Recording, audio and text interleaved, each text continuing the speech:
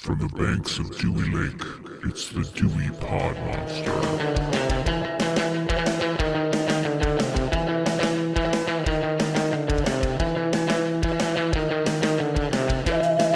All right, welcome back. My name is John, and this is the Dewey Pod Monster podcast. We are the original podcast about consumption. We are also proud members of the You Run Podcast Network. You can check out all of our previous episodes, as well as all the other great shows on the You Run Podcast Network at yourunpodcast.com. With me this week, I have a feeling this episode is about to be fire, as the kids say, because we not only have the host of the Dewey Pod Monster podcast, who is Sean. Sean, how are you? I was in the pool. Get your drinking game started now for Costanza references in this episode. And then we also have Jordana with us from Pretty Killer Podcast and Core 4 Pod and Feature Creature TTF and pretty much dominating all of the damn internet. Jordana, how are you today? I am not in the pool, and I'm happy to do. Jordana, before we get going on this episode, do you want to let people know where they can find some of those things I just rattled off or what you got going on lately? Of course.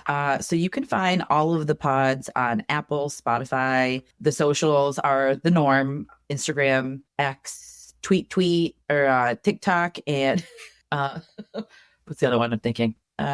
I'm on all those platforms, and you can find all of those pages as well. Awesome. Sean, how are you doing? Do you got anything you want to chat about before we break into the summer of George? I got a really bad sunburn, but we don't need to talk about that. Oh, so you experienced some of the burning as well. I did. Yeah, indirectly. Not the same kind of burning, but it's really bad. It got really bad. Man. You probably shouldn't have told me that because I'm going to have a real hard time not patting you on the back now when I, run across you. It's not my back. It wasn't my back. I'm going to pat you everywhere until I find it. So You just pat me down. Hey, let's see. How's this? He has a sunburn on his wiener. Yeah, that's what it was. I mean, I was at a nude beach. you know what? Sometimes you got to pat where the sun doesn't shine. Yes. Sometimes you got to air it out. That's also true. All right. Speaking of the summer of George and burning, this week we are going to be talking about a classic slasher, one of the arguably more iconic, at least one-off slasher movies. We're going to be talking about The Burning from 1981. As usual, we are going to start with a third-party review, and our third-party review this week comes from Reese, who is on Letterboxd, and Reese says, having to watch a young George Costanza play a horny teenage camper was more shocking than any slasher movie kill in film history. 4 out of 5 stars. Again, drinking game for George for Seinfeld references in this, because this is, I think, is this the first or second movie that we've had with a Seinfeld character in it? I think it's the first. I think it's the first, yeah. So it's probably going to be a thing through this whole damn episode. So prepare yourself for that. I know nothing about Seinfeld. I know No Soup for You. That's all I know. Okay, well, that's something, right? That's not nothing. Yeah. Oh, and I know Elaine's Dance, so I know like a couple things. Okay, you know the hits. Yes. That's okay, though. I strongly suggest that as opposed to going camping, that you just sit back and watch all 9 seasons. It's a way safer time than going out in some damn woods. I think I'll do that. Sean, do you want to tell us what this movie's about? Yeah, why the hell not? So I head over to IMDb here, and I can tell you first, this is at 4,042 out of some number, up 340 spots from some time. And it gets 6.3 out of 10 for 23,000 ratings. And we go to the storyline of the plot. We're never quite sure which one it is until I scroll down, but we'll start at the one at the top. It says abusive former summer camp caretaker Cropsy, horribly burned from a prank gone wrong 5 years earlier, lurks around upstate New York summer camp Stonewater with garden shears and bent on killing teenagers responsible for his disfigurement. If we scroll down to the storyline, care of Umberto Amador, he says a janitor at a summer camp is accidentally burned severely from a prank. Years later, he's released from an institute and returns to the camp with a pair of hedge clippers to take revenge on the campers. Yeah, that's fair. I'm actually going to start with Sean on this one. Uh-oh. Usually we start with the guests, but I already kind of know Jordana's here for a reason, so we're going to give it just a second. Sean, is this your first watch of this movie? Yeah, it is actually. I think I hadn't even heard of this movie until I think one of the previous appearances that Jordana was on, and it got brought up somehow. Like, I don't remember exactly what it was, but I honestly hadn't heard of this movie. And it has a lot of people that I didn't expect to see in a horror movie. Let's put it that way. So you didn't have any preconceived notions about this movie or anything about that really ahead of time? No, and I'll tell you what, when I started watching this, I went to IMDb to look at the cast list, And the picture that they use for Lou David, who plays Cropsy, kind of gives away what Cropsy looks like after he gets burned. And I was like, well, that kind of fucking sucks. It still says Cropsy. Yeah, it's got his picture as the burned person. Oh, yeah, so there if it you is. have not seen this, don't go to IMDb before you watch it. Just listen to what we have to say. Much better. So, Jordana, this week you are our resident expert on this movie. I've seen this movie before, but I know this is one that you have more love for than I do. But you champion this movie quite a bit. So, do you want to tell us a little bit about just a brief history with this movie, how you found it, or kind of, without going into plot or anything, kind of what vibes it gives you? It's just like, to me, I feel like it's kind of like the epitome of the summer slasher. And I know that there's like top contenders for it, but I feel like this one's pretty strong. And I know there's some like lulls in it, but there's some pretty iconic scenes. And I kind of stumbled on it not knowing that it even existed. I want to say it was like perusing in the VHS section at my local video store when I was a teenager, and then found it. And I love it. I think it's an underrated slasher for sure. Well, there we go. 10 out of 10 hot dogs for Jordana. We're out. See, actually. So, and done. Yeah, for me, this is a movie that was also a VHS like video store find. And I've always been, if you tell me it's a camp slasher, you don't have to sell any harder than that. I'm going to go ahead and pop it on at some point. That doesn't mean that I've seen every one of them out there, but it's very much so a subgenre that I'm a fan of. Yeah, something to work towards. Yeah. So it's a goal in life. It's to go to camp and not come back. Let's start with the cast here. Sean, you mentioned there's some pretty notable people here. We've already mentioned George Costanza about 12 times. And for anyone listening at home, we're, with possibly the exception of Jordana, since she's not into Seinfeld as much, apparently, I'm going to refer to Jason Alexander as George through this entire episode. But who else is in this movie, Sean? I think the bigger names that anyone would really know is, of course, Jason Alexander, a.k.a. George Costanza. Fisher Stevens, who plays Woodstock, he's been in tons of stuff. I mean, we've talked about him in the Mario Brothers movie. He was the Indian doctor, which probably isn't very PC these days in Short Circuit. So if you've seen any of that stuff, We've got Brian Backer as Alfred, who you might know as Ratner from Fast Times at Ridgemont High. And Holly Hunter has a small role. I think it was her first one. Leah Ayres is another one. She was in Bloodsport. She's the main love interest in Bloodsport. So those are just a few off the top. But all the people looking through the cast, if you look at individual credits of these people, they're all working actors. So you'll probably, most of them, you'll probably recognize most of the top cast in something. Yeah, and this cast feels very at home in a 80s horror movie. Granted, the difference is a lot of these actors and actresses went on to have careers, where a lot of the movies we tend to talk about, it's like this is the only thing they've ever done, and then somehow they've never received another role. But, what do you mean you haven't seen The Nostril Picker? That guy's in everything. He should be. The other thing that we might as well go ahead and get the elephant out of the room right now, because every time I've looked at anything on this movie over the last few years, it comes up, and I don't know if it should or not. This is a movie that's written by Harvey Weinstein. This is before all of his shit was brought to light. I really don't think it's that big of a talking point, but people seem to connect the dots between some of the creepiness in this movie and his real life antics. I don't know. I guess this movie is also reportedly one of his first criminal incidents when it happened is on the set of this movie. Again, really has nothing to do with the film itself, but if anyone wants to call us out on it, we're aware of it. Moving on. Unless anyone wants to tag on with it right now. I mean, you could. One thing I would say is it's so funny because the scenes that he probably was like, you got to make sure you zoom in on those tits and the shower scene. You know what I mean? Oh, I guarantee you he's responsible for the no bras on set rule that is very rampant in this movie. Yeah, but we just got to separate the art from the artist. There's many movies where that's a thing, and also too, let's be real, if we were to boycott everything that was wrong going on, we'd have probably no movies. I know that's a broad statement to say, but you're probably not wrong. Yeah. Why don't we start with positive stuff? And this time we're going to start with you, Jordana. What are some of the things you like about this movie? So for me, I really liked getting the backstory of Cropsy. I liked seeing what came to fruition, what happened, the things that happened to get him to summer camp with Garden Shears. I don't know.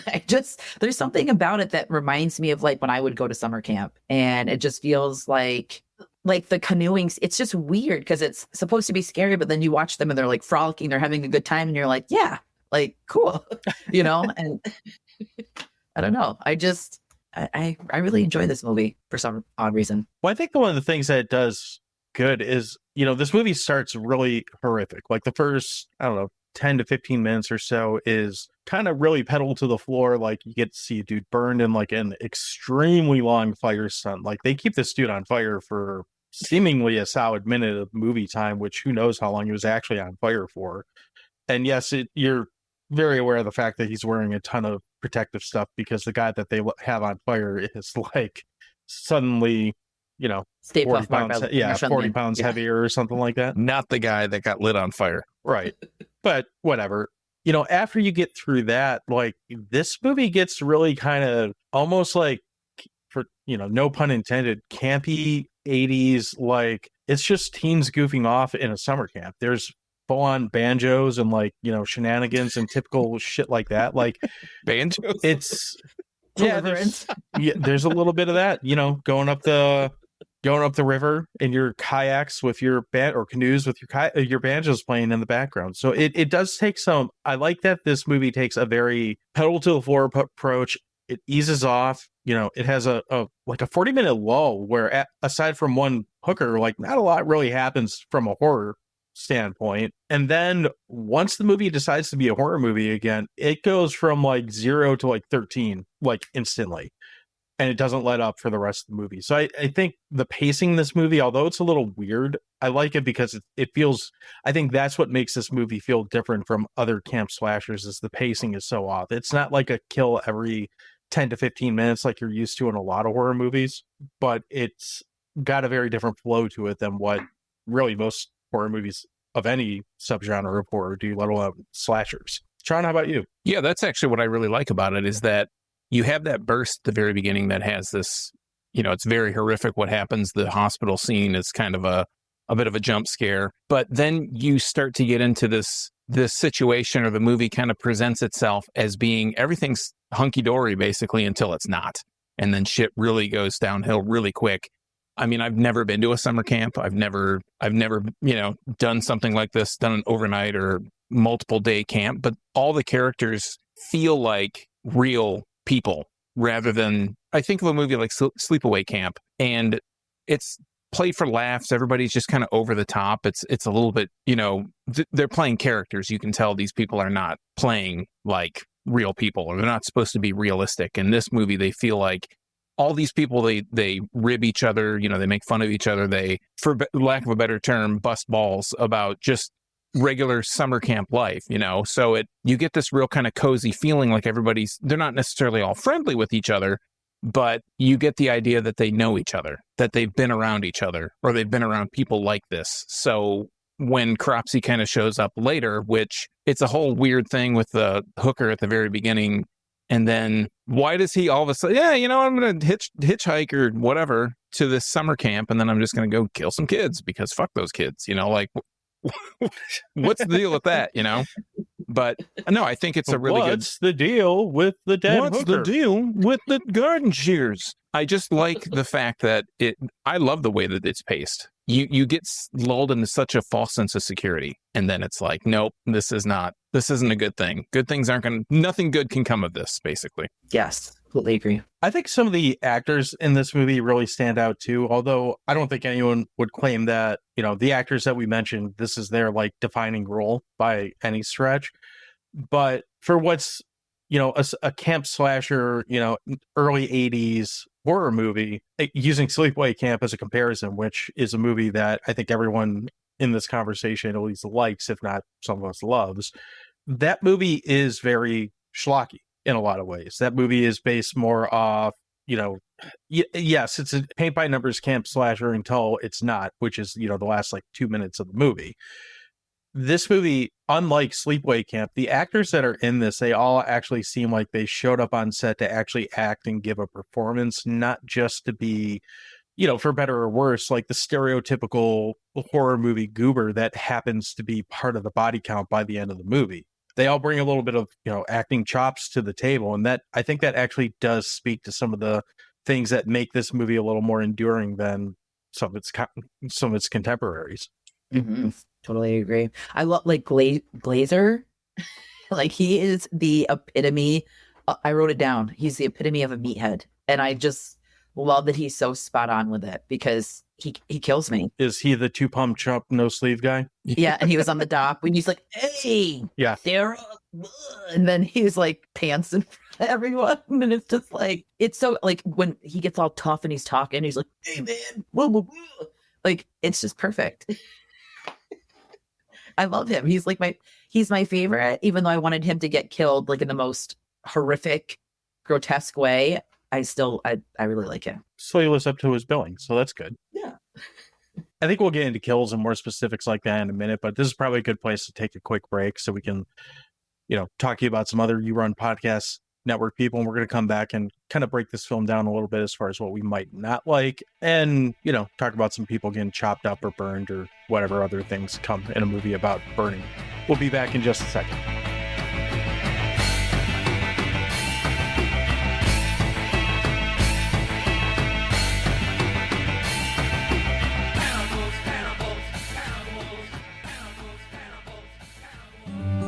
Hey Sean, what are you doing this afternoon? I think I'm going to listen to Podcast in the Woods. That's awesome. Did you know that they're the newest member of the You Run Podcast Network?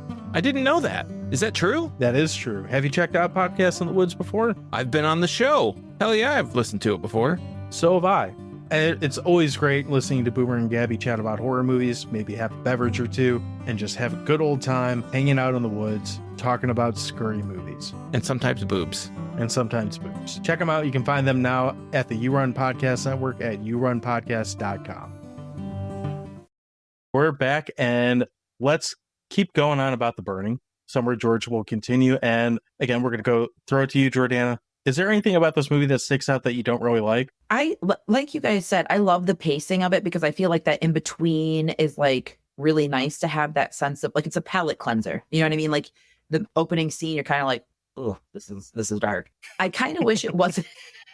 I kind of wish it wasn't as long as it was. I wish it was just kind of like a little bit shorter because I feel like it kind of it not that it drags on and like you're looking at your phone, but you're kind of just like anticipating. You're like, when is the shit going to go back to the beginning? And I find myself like enjoy like every time I watch it. I still love the scenes, but I'm just kind of like, let's fast forward to the other parts.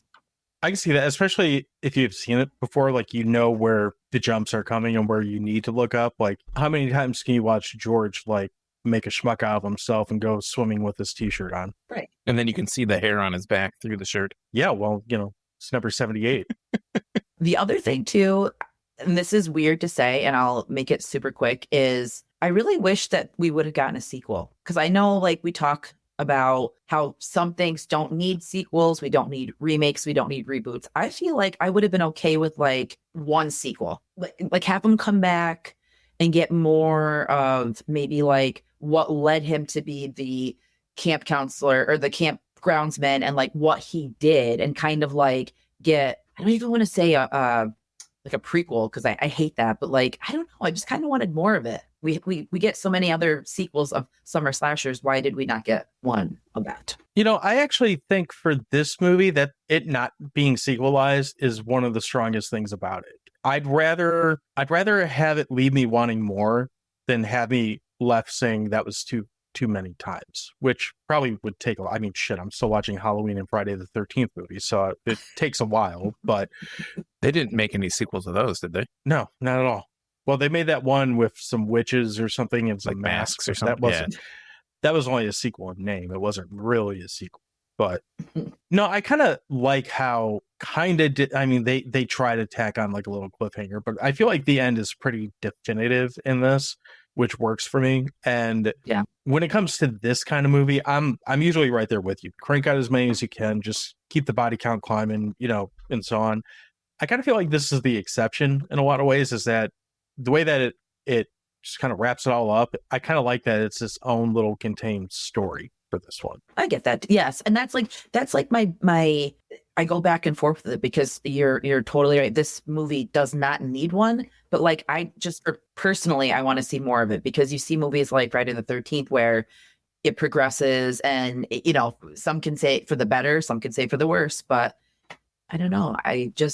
I really like Cropsy as a villain. Well, there's a lot you can do with that, but I do feel like this is a movie that, although I'm not hoping for it, I feel like it's probably going to get remade or rebooted at some point. Like, it just seems like low hanging fruit. You know, if we can't get the license for Jason and we can't, you know, do another sleepaway camp because no one's scared about a girl with a dick anymore, then maybe we can redo Cropsy, because that was about a, you know, diddler, and you know that didn't have, like, there's a lot they could do to work with on it. And obviously this movie is a Savini effects movie, so I'm on board with that. But I think like this movie could be improved by some modern effects in a lot of ways. So maybe not improved, but I think it would work well with it. Like fire stunts especially tend to look better in 2024 than, well, better is probably the wrong word. They look different. I wouldn't be surprised if we see it get a remake of this at some point, but I don't necessarily want it to happen. Yeah, especially like with, not to be mean, like the actors that are out there now. Mm-hmm. Like I just feel like I don't know who could do it justice. That would still feel like you're watching teens at a summer camp. It would probably have to be a bunch of unknowns, and that's not how they make movies now, because Right. a bunch of unknowns don't make $1 billion. Yeah. So. And the thing about it is, like, there are diddlers all over the place, so it's just not. We're so desensitized to it. Mm-hmm. Wouldn't be as scary. I love that. That word is just funny to me. When you said it, John, I was refraining from Diddlers. like, So diddlers is just such a diddle, you little diddler. you know, it's a nice way to make a serious thing less serious. Yes. Sean, how about you? Do you got any hate on this movie, or anything you want to, you know, spit some goobers at with it or something? Haktua. I think the big thing for me is like some of the editing choices are really weird. I don't want to get into the end yet, but especially they end up in this whole mine situation at the end, which is just kind of like out of left field. Why is there a mine in the middle of the woods that next to the summer camp? It's not, and they just kind of hand wave it away. But there's just these weird little edits that happen, and I'm like a big technical guy, so sometimes I can overlook it. You know, it's like, okay, whatever, they're just making this thing. But there's like things where they have like an effect, or there's a scene at the campfire when they're initially telling the story of Cropsy, basically. I don't remember who it is, but they're in a mask, like this creepy, bloody looking mask. And they almost take pictures and they freeze frame it or something, and they zoom into the picture, and it's just like a weird effect. It adds to like this gritty, grim, creepy factor, which I'm okay with. But the choices to do it that way, or maybe they take a scene from earlier and they freeze frame on something and zoom into it, where it's like, why is that in here? Why did you do it this way? It's just a weird thing, but it's really just minor nitpicks. I think the editing is the one thing that really just kind of stood out to me. That was just a weird question mark over my head while I was watching it. I like that you brought that scene up, because I think it's funny that the dude in the mask has like the most murdery like fishing knife I've ever seen in my life. It's like a solid like 14-inch like fillet knife. And they're talking about the shears, and he has a knife. Yeah, but it's like, oh, that's back in 1981, where a prop was an actual murder weapon. That's cool. Yeah, it was a real knife. It wasn't. Well, it wasn't like a dull down knife. Presumably, you know, that's what He's they were tossing going this guy for. around just with a super sharp knife, just flinging all over the place. Yeah. Oh, here, you take it. You know, it really drives the point home of the story. For me, the only thing I'd say that I think is kind of a negative, and I've heard like a lot of people say either way on this, I don't really like the way Cropsy looks that much. I know there is a logistical reason why he looks the way he does, like with his, you know, pile of shit face that he has essentially by the, you know, time he gets out of the burn ward. It's explained that Savini only had like 24 hours to make that mask or something, and that was what he could do in like some short period of time. Okay, fine. I feel like the more that I see his face, and granted, they don't show his face much in this movie. Like, you only see this, like, I mean, he kind of starts like Man Bear Pig from South Park and kind of ends up like somewhere between Sloth and like Krang from Ninja Turtles, all like gooed into one Quado thing. A little bit of Quado too. That's a good call. Been saving that one. But it's not that he doesn't look fucked up. It's just, I don't know. He looks kind of gooey and kind of like Play-Doh-y. And like, it doesn't really work for me in that I maybe dirty him up, like throw some dirt on his face or something just to make him look a little more gritty than he does. he looks like a 1980s like oversized like toy that is just a giant mold of plastic with arms and legs. Throw some dirt on it. Yeah. Like it melted outside and it just kind of like Yeah, they're good enough. discombobulated. Shit. Yeah. My fuck mask melted. Just leave it. It's fine. Yeah. I was going to watch this anyway, right? So, But you're right. They should have made him more like sinister because he kind of looks like a G version of Freddy. yeah, kind of. Yeah. Or like Freddy had an allergic reaction to some shellfish or something. I do like the fact that they save him. They do save the full reveal until pretty late in the movie. Like there's that scene later in the movie or like midway through the movie or whatever, when all the kids, they break into two groups and the ones take a raft to go, whatever. And then they find a canoe, which the guy's laying there still somehow. The canoe's not moving. He's laying there still in there. But they have the whole scene with the shears where he's holding it over his head and does the downward thrusts.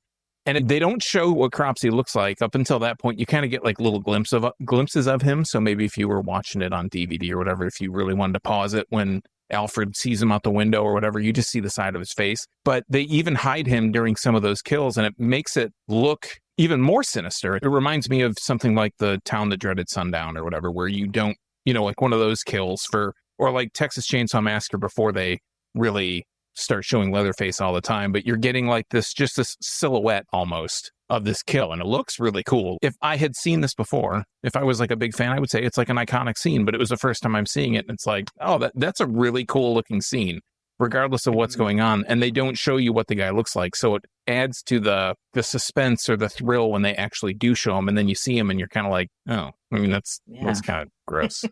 Are you hiding him the whole time? Right, yeah.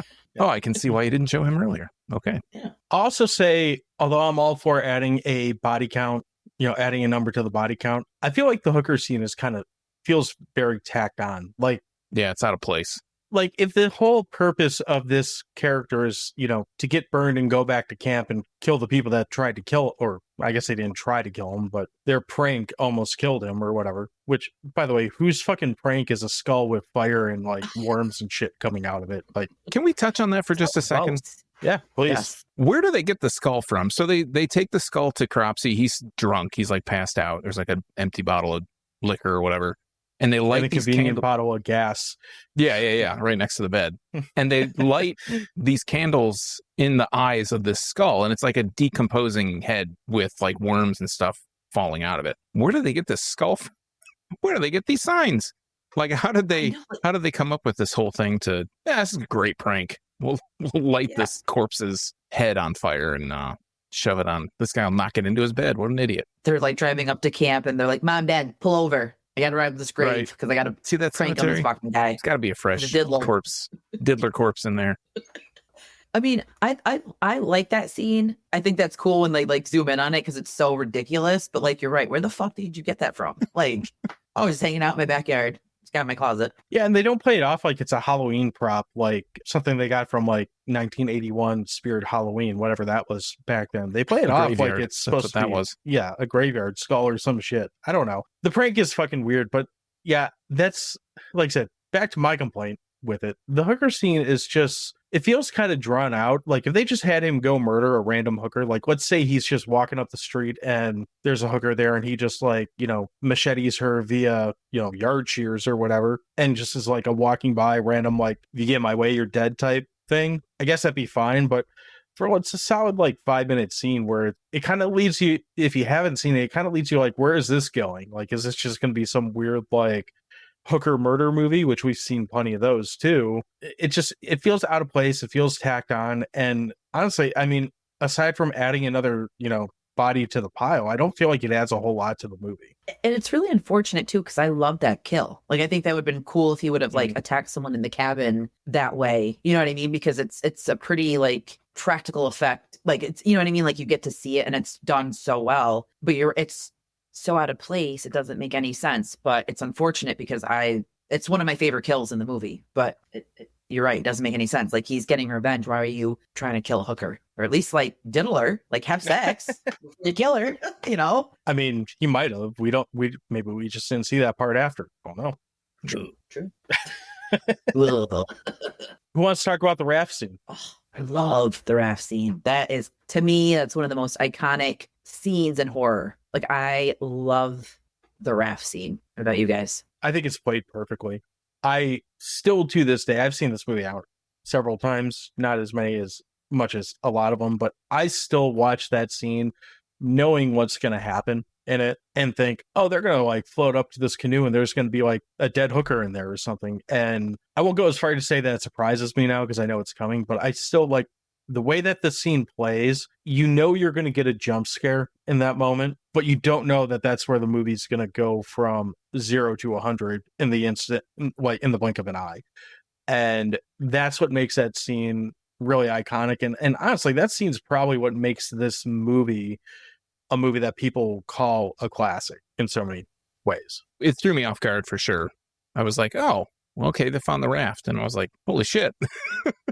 What the hell happened? Like, just everybody starts getting all hacked to bits. And that's another thing, like looking at IMDb, there's a picture. I think one of the main things is of Fisher Stevens with his, Woodstock with his fingers like cut off, or there's like some scene or some little clip in there. And I was like, okay, when does that happen? Oh, that's when that happens. Like, that's always never a good sign. I guess always never a good sign. Never a good sign when you look at a IMDb or a trailer or something and they show something that like iconic to a character, because then you're like on the lookout for it the entire time. You're on guard for it. And I much prefer to just have it be a surprise. But even though knowing it was coming, not knowing where it happened was still like a big kind of shock for that scene. It's pretty gnarly too. It looks like a solid like 4 kibosses just like hacked right off, no problem. But they do a good job of selling it. Yeah, that whole scene works really good. And that, like I said, this is another way this movie separates itself from the camp slasher herd, is most of these movies will kind of one by one whittle down the cast without too much of a problem over the course of an hour and a half or so. This movie gives you like 40 minutes and says, all right, we're going to cut this cast the fucking half, literally, and just fucking lays them all to waste in like, what, 30 seconds? Something like that. Yeah. Mm-hmm. Yeah, it's over and done just as quick as it happens. Yeah, and then it gets a really good callback when these, the other half of the not dead yet kids, emphasis on the word Awesome yet. band name. Yet. Yeah. Costanza and company. They go back to the water, and it's funny, like you can see all these corpses on top of the life or the raft, and they're just like, hey, there they are. Or they still go swim out to the raft like, everything's fine here until fucking Fingerless McGee pops out of the water like a floating like buoy and tries to like mouth fuck what's her face in the water. So. Oh boy. Fingerless McGee. It's true. I know. I'm sorry, is that not an accurate description? I think it's the best. I love saying anything McGee. I'm so happy you said that. So, how about other kills in this? Are there other kills that you want to highlight? Oh boy. I mean, the other ones are I just feel like they're kind of like what you would expect in a summer slasher. I feel like the raft is the one that kind of sticks out and makes it apart from everyone else, because you get like the whatever axe, hatchet, whatever wood tool you could find is usually with the demise of a character. I mean, they're good. They're not like exceptional. They're not some of like the best kills I've seen, but it's hard to top the raft scene for me. I like the scene with, was it Eddie and Karen, when Karen, like, she strips down, she goes for a little swim. Like, it's supposed to be at night, but it's shot in the day or whatever. So she takes off her day and night are irrelevant in this movie. Yeah, if you very haven't true. Noticed, so. She takes her clothes off, and Cropsey like starts to take them and strings them up along like a little breadcrumb trail or whatever. And I think he comes up behind her or something and slashes her throat. And it's just like, it's full Savini right there. It's just like gushing out of her mouth. I like a lot, as odd as this sounds, I like a lot of the kills having like blood on the mouth as opposed to just like where the wound is, especially if it's like, I think Eddie is the one who gets, it goes like through his neck, right? Either behind or almost like the Friday the 13th Kevin Bacon scene. I think it's like really kind of very similar to that. It makes it look more realistic when it's not just like where the wound is, but actually if it's like you're cutting somebody's neck, they're going to be bleeding out of their mouth. And I think that adds to that grittiness, that creepy kind of factor between those two kills. I know that they're different, they're like far apart as far as chronologically concerned, but they're two characters that are like intertwined together. So it's kind of cool that they both meet a similar demise. Oh, good point. So this movie to me feels very much like this is a movie where you can look at the effects, and if you didn't put his name on the title, like these look like Tom Savini effects. And I think that for me, that's a big selling point. But spoiler for people who haven't seen this, 44-year-old movie or whatever at this point. The one that I really enjoy is a weird word too, but what I really like how it's done in this, I like when Cropsey gets the axe to the face in this movie right at the end. So admittedly, it's kind of weird that Cropsey, who was burned and turned into this like walking, tub of goo turd thing, decides that he's going to use a flamethrower as a weapon. I thought that's a little strange. Like you would think he wouldn't want that. But anyway, he gets wrestling with like mouth breather motherfucker on not Andre, Alfred and other dude, Ted or Todd. whatever, Eddie, Todd. Fuck Todd. Todd. Whatever. Fuck that guy. Todd's on the George Carlin list of unapproved names. I can't be okay with that. So anyway, mouth breather, peeping Tom, Alfred, and Todd, they wrestle him around and get him caught up. And basically, I think it's Alfred nails him in the face with this axe, which is, intense enough. But you see, like, it looks like it's like when you watch the watermelon explode in Dawn of the Dead or any of the good head explosions, like it's not quite to that extent, but the amount of shit that comes out of Cropsey's face, and it's only like a 2-second scene, or they cut it fairly quickly because apparently they don't want you to just stare at a dude bleeding profusely out of an axe wound for some reason. I know. What the hell? But there's like a solid like 2 gallons of like goo that comes out of this motherfucker's face when he hits him with the axe. And kind of like you were saying in the whole gritty, like whatever of it, this might be a little bit embellished, but usually when you see someone get hit in the face with an axe in a movie, it's like there's a little blood and whatnot around the initial point of entry. It doesn't look like this. He blew this motherfucker's face up with an axe, and it looks really fucking cool in this movie. Yes. But like, I don't know, like though that scene, like that's the thing too. Like the selling point of this movie for me is the effects. They're so fucking good. Like, and it's like perfect 80s. It's just chef's kiss, and that's what I think brings me back because, like, I'm starting to see hints of it in newer movies, just like this grotesque gore, and I'm here for it. I have a feeling that's going to be what we talk about next week. I have a feeling too. If it's the same thing. Yes. In a Violent Nature. Yes. I'm telling you what, that movie, oh my God. The kills. Ugh.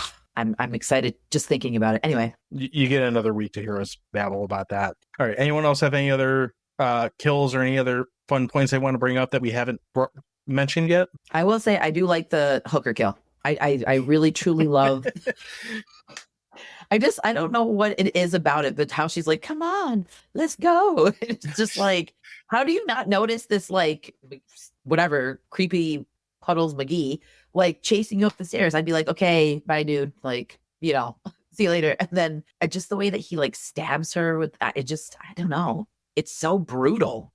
I want to know how he covered his face before she saw it, because they never really explain that. It's like, they kind of imply he's got some, like, bandage or wrap or something, like maybe Elephant Man thing going on or something. I don't really know, but the way it plays in the movie, even though they kind of act like it's kind of sort of hidden, like when she sees it, it's almost like a reveal that she sees and we don't, which I guess makes sense to kind of build on the idea that this guy's, not just pig face anymore. He's also, there's another Seinfeld reference. He's not a pig man only. He's a, grotesque thing. El Mondo Grosso. Yeah, that too. It would have been nice for us to get, even if it was like a little split second of what she's seeing to kind of lead to that reveal. I think that would have helped that scene a lot. Maybe would have made it feel a little less like, I don't know. On the one hand, it would have felt like they're already building up how grotesque he is, like a lot with does he kill the black guy in the hospital? Is that like another like stereotype kill that happens in the first 10 minutes of the movie? I don't think he kills him. I think he like, doesn't he run out afterwards? Well, he cuts. He grabs jerks his arm off a little bit, but they don't really say anything after that. But they also show him getting wheeled out of the hospital a few minutes later. So I don't think they're going to let him go. He just, 86 to do. So, or they might be like, get that fucker out of here because I might be next. So off you go. It's 1980s. It's possible. So I was even thinking, taking it further back from what John was saying, is like, how did the negotiation happen where the hooker was like, oh yeah, come on, I got this place. You can go, I can peg you or whatever's going to go on here. Like, How did we get the negotiation as to what are you going to pay? Like without Yeah, seeing his face, without having any conversation with the guy. What did he show for interest? Just like follow, like exactly. It's so weird because I'm assuming he doesn't speak. I would just like envision that he'd have like one like singular tooth. Old chopper. One tooth Charlie. Wait. Yeah, that's a good point. Like, what provoked the conversation? Like, what stirred it up? How did we get there? Yeah, it's, we're spending more time talking about this hooker than we are anything else. It's kind of interesting. As you do, I guess. Yeah, it's an interesting scene. I guess it just, like I said, effectively everything that happens in it is fine from a horror movie perspective. It just feels out of place from a narrative perspective in this particular movie. I do want to add, I really like the scene at the beginning when they're playing softball or whatever they're playing, and the ball goes out in the woods, and Tiger is the one that's going to go get the ball. And there's this whole scene where Cropsey is kind of stalking her from like the bushes, essentially. And he gets so close to her. There's just this like real suspense that's built as he's getting closer and closer from his vantage point. And you can tell because they put like they put Vaseline, the lens or whatever. So it's like kind of smeary on the edges. And he's just getting so close to her, and like, come on back. We have another ball. We don't need the ball. It's not a big deal or whatever. And she ends up finding it and taking off just as he's about to pounce on her. And it's this whole kind of building the suspense. And I like the fact that they use that camera angle, that first person, to kind of build that tension. And there's the other scene where Alfred he sees him, he cuts Todd with the edge of the shear or whatever, and Todd goes down, and Cropsey starts following Alfred through the rocks, and Alfred, he clings to the side of that rock, like off the path, and Cropsey's kind of confused as to where he went. And that, again, adds to that tension. He never even gets close to Alfred again until near the end in the cave. But it adds it's just building that tension. It's not like super ramped up, but it gives you that kind of feeling of dread as like, oh no, he's going to catch him. He's going to catch him at some point. And I don't know if the piper is going to be paid or not, but he's going to catch him and something is going to happen. But this whole time is just building up to him following him this whole time. And that vantage point with the weird camera angle, with the weird lens blur, is just a kind of cool effect. I love that scene because it's very, to me, reminiscent of like Halloweenish, like how Michael Myers stalked. And I love how I felt like it was like a merge of slashers because we had like the camp. So you immediately think Jason not Jason, Miss Voorhees, because 80 was Friday the 13th and this was 81. But like, I love the adding that element because it's not just about grotesque kills and like a simple storyline. It's like building that tension, and then you get the gore. So it's best of both worlds. I want to say too, Alfred is a mouth-breathing goober that runs like a fucking disfigured Muppet, and I fucking don't like him. And it kind of bothers me that he might be creepier than Cropsey is in this fucking movie. Because at least I understand why Cropsey wants to kill all these motherfuckers. Why is no one like beat the shit out of Alfred before Cropsey gets to him? They're making fun of his Hey Dude shoes. That's why. Might as well be wearing Hey Dudes the way he runs. He's a fucking douche. The hatred for Alfred from you is just, I love it. I hate him more every time I watch this movie. Like, yeah, he's a mouth breather. And right there, if you're going to have a mouth breather be in like a close-up frame on a regular basis in your movie, someone needs to put an axe in his face. It should have been Cropsey. Should have been him. I mean, it could have been a twofer. He could have somehow fucked up and hit Cropsey and then hit himself. I would have been fine with that. Like a double axe. Yes? Yes. Double. So, all right. Do we have anything else we want to tack on before we start kind of wrapping up on this? Sean? Then you're in for a big treat, bro, because it's hot dog time. All right. Before we get to those hot dogs, I do want to say real quick that this movie is going to be our feature film this month for Franks and Steins at Batch Brewing down in Corktown in Detroit. You'll see posts about that up on our social media. But if you are in the Detroit area and you like beer and you like hot dogs and you like horror movies, come hang out with us, have a beer. This is a great one. We're going to have fun and, watch it with a group of people. So check that out. You can find Batch Brewing at Batch Brewing on Instagram and all the other social stuff, and they will be posting information about it as well. So with that in mind, Jordana, kick us off. How do you feel about this? How would you rate this movie? So I'm going to go with a solid 8. Like I was like lingering around like a 7.5, but I'm going to give it a solid 8 because it's just one that you could throw on at any point, and just it's decent storytelling, and I love the points that we talked about, and it's just a classic for me. So solid 8 wieners. Sean, you want to go next? Even though this is a 40-plus-year-old movie, I think that watching it this first time for me, it felt like it was still really fresh. Like I had a lot of really fresh ideas. The cast felt authentic. They felt like camp kids, they're camp counselors or whatever. And it was played seriously. It wasn't played so campy. It wasn't played so kind of over the top. I felt like they were going for a more serious vibe, even though what's actually going on throughout the movie really can't be taken all that seriously. It's grim, it's gritty, it looks like it. The effects, I think we've seen the effects in other movies better, but it feels like this. Sometimes those might look a little better, but they're played to worse results. I think everything that really played out in this movie looks really well. I think that, some of the kills, some of the things like I mentioned with Eddie and the shear through the neck or whatever through the back of the neck was really reminiscent of Friday the 13th, which was an earlier movie, but I think it looked a little bit better here. It seems like a lot of the ideas that we've seen in a lot of other horror movies kind of looked better in this movie for whatever reason. I think it stands on its own. They try to throw out red herrings with the whole Alfred thing and the peeping and maybe inappropriate touching or whatever he's doing, but it's pretty obvious all along. Fucking Alfred. Yeah. It's pretty obvious all along that Cropsy's that main event. I really enjoyed it. Like I said before, Jordana mentioned it on a few episodes back that we had her on, which I don't remember which one it was or if it was even on mic, but I haven't even heard of this movie before, so it was a real kind of treat to sit down and watch it this time. I give it 7 world bantamweight jack-off champs out of 11 hot dogs. So this movie is really, when you say camp slasher movie, this is one of the movies that you should be thinking of. Obviously, it doesn't have the big franchise power behind it because it's a one-off, but that actually can play to its strength at the same time. It's a nice condensed hour and a half. You're in, you're out, you have a good time, and you get to see some really iconic scenes in the raft scene. You could see some great practical effects. The characters are either likable or hateable, but they all keep you in kind of intrigued enough to follow their story. When I say hateable, they're not hateable in the sense like I can't fucking stand watching this person, I want to turn them off. It's like that guy's a dirtbag, I don't like him.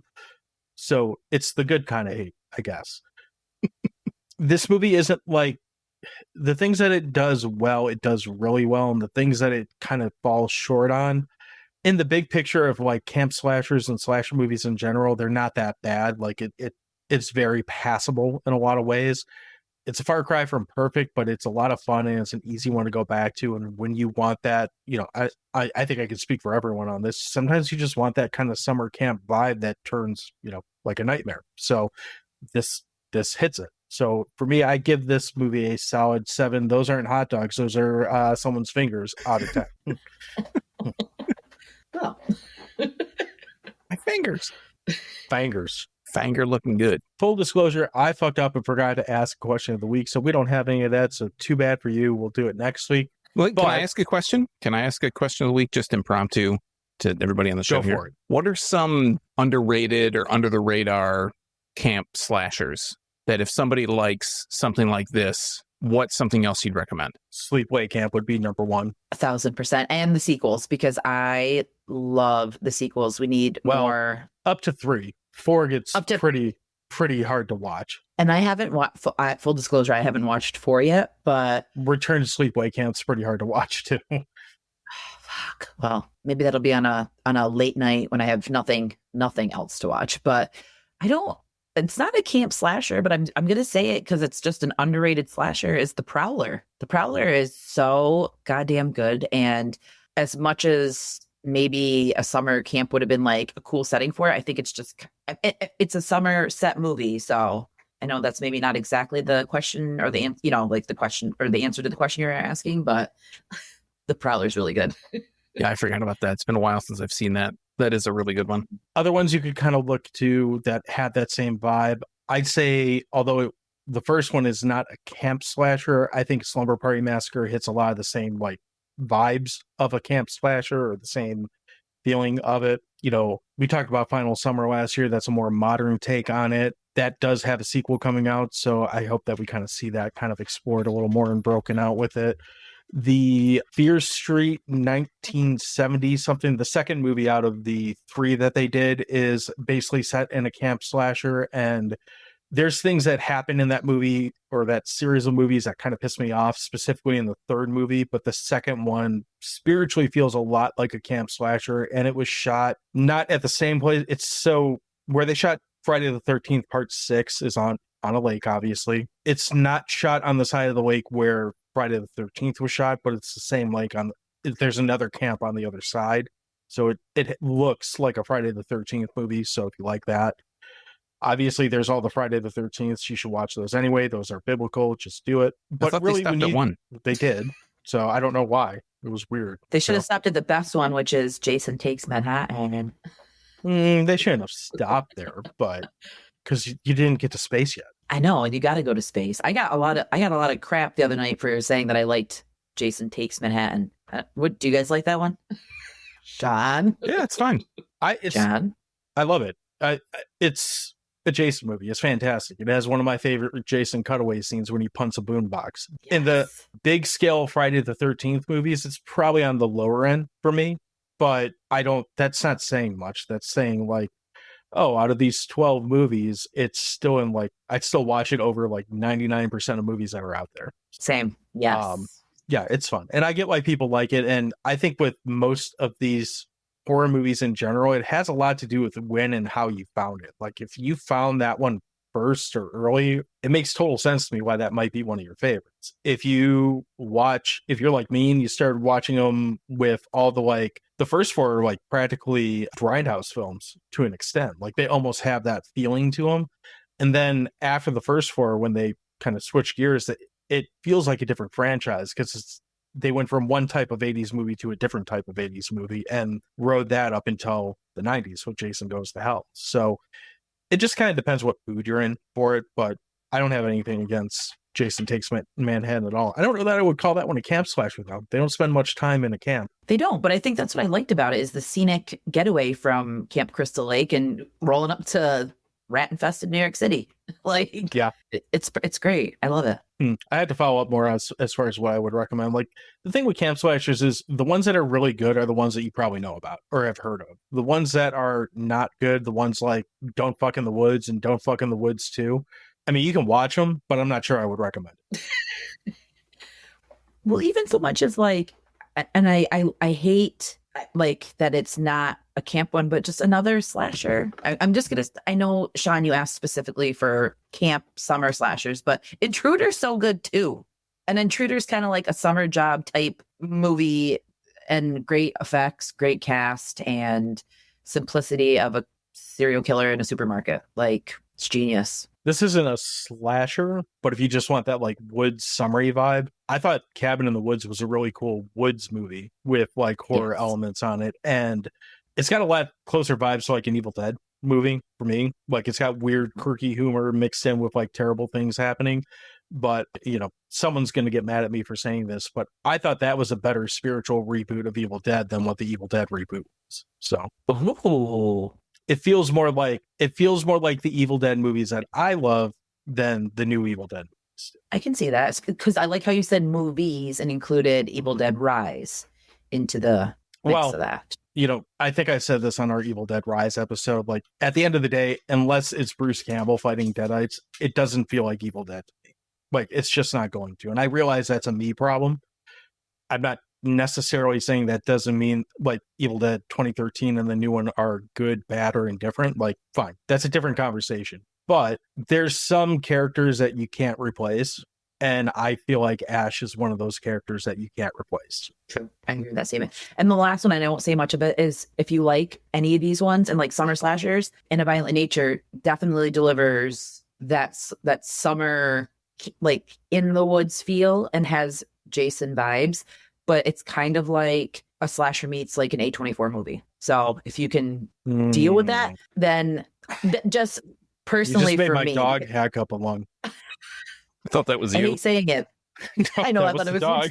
The way you made an expression, you like turned your head a little bit and you were like, but it did sound like I thought it was you. But I mean, I hate to be like that, but it's just It was a little too artsy for me. And I know that there wasn't like full throttle artsy, but I wish they would have picked a lane, either be slashy or be artsy. That's it. I'm done. So we've already kind of mentioned it. That's probably going to be our episode next week. So stay tuned to hear our thoughts of In the Violent Nature. But in the meantime, more importantly, Jordana, tell people again where they can find you and all your good stuff that you're doing. And then we'll wrap up here and tell people where they can find all our bullshit. So again, you can find any of the podcasts that I'm in on Apple and Spotify and the major social media platforms, Instagram, TikTok, X, and YouTube. Sorry, I had a burp. Okay. So we, of course, ask that you do follow us as well. We're at Dewey Pod Monster all over the place. I repost Jordana's stuff pretty much all the time. So if you can't find her, find us. We'll make sure that you do find her. It's, horror friends like to help horror friends out. You can also find all of our episodes, new and old, at crap.town, as well as at yourunpodcast.com, where not only our episodes reside, but all the other fantastic shows on the You Run Podcast Network. And then, of course, Sean, wrap us up. Tell us what else I forgot and, where people can find all of your other good shit. I was going to mention, if you want to watch The Burning, it is available on Tubi with ads. It's on Prime Video, Fubo, whatever the fuck that is, and some MGM stuff. So if you're interested, we'll post about it in the show notes. Also wanted to give my camp movie recommendation, Poison Ivy, with Michael J. Fox and Nancy McKeon.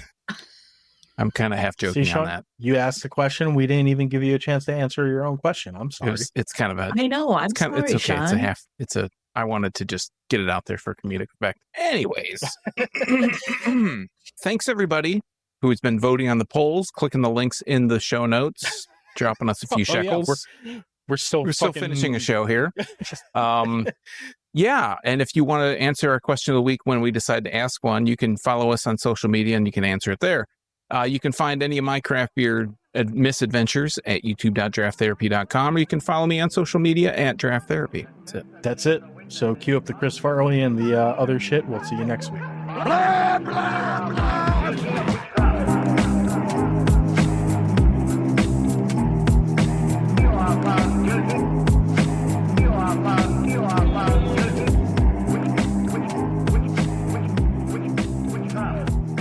The picture that they use for Lou David, who plays Cropsy. Let me do that again, because Freddy's spoiler is upstairs going off. I just found a movie called Decapitated that I haven't seen, which has two half-naked women with an axe on the cover. I might have to watch this. It's on Tubi. I was gonna say, what streaming site did you find it on? Oh no, Pornhub. It just popped up. I was gonna say, are you on Pornhub or are you on Tubi? Pornhub doesn't usually have this kind of cover. There's not usually an axe. There are half-naked women, but not axes. I'm surprised they haven't come up with like horror porn sites, They have. like specifically for like. Oh, really? Well, when Burning Angel was still owned by Joanna Chris Angel, Angel. she did her too. Yes, I just call Chris Angel her. She did a porn spoof on The Walking Dead, The Evil Dead, The Exorcist, and like 2 or 3 other ones. And they're like, they have like makeup and gore effects in them. I wouldn't go as far to call them legitimate, but they're the kind of thing you watch and you're like, what kind of movie did I set up to watch? Because I don't think I'm going to be satisfied with either of the answers here. So Edward Penis Hands is one of the best movie porn adaptations I've ever fucking seen. it's got a great title. And it's like him sad with penis hands. It's amazing. John liked the cockface killer. I did not like the Cockface Killer. That was a terrible fucking movie. But it is a real movie, and I did watch it. One last thing as far as porn spoof recommendations. If you really want to watch a stupid porn spoof, go watch 10-Inch Mutant Ninja Turtles. It's just as bad as it sounds. I'm looking that up right now. My childhood is ruined. Is it like The Secret of the Ooze? Turtle Power.